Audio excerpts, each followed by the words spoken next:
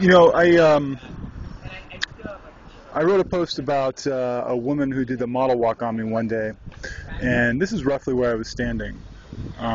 She started out at the end of this corner that I'm looking at, right down here at the end of the block, and came down here. You know, she came from the right there, and then came. Like I said, she was wearing like a yellow shirt, and her breasts were bouncing very violently. And I just wanted to cover now that I'm in front of an old church, and it's a Presbyterian church.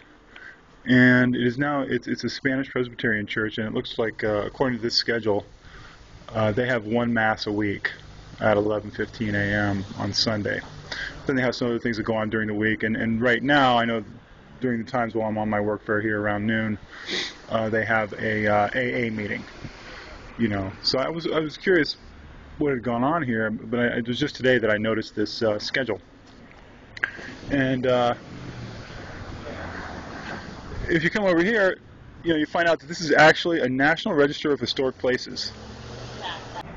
So you find out that it's an active Christian church, though not very. But you look up at the top, and you'll see that, you know, Christian churches at the top of the steeple, they always have a cross, and it's been removed on this one and hasn't been replaced. And I'm sure that, you know, this church has budget issues and they haven't been replaced, but I'm also sure that they weren't the ones who removed that cross. This is one block away from that historic, that National Register site, old Presbyterian church I just showed you. Obviously, it was previously a Christian church, and it has been turned into a Buddhist temple. And of course, you know, the first thing they probably did was take the crosses down.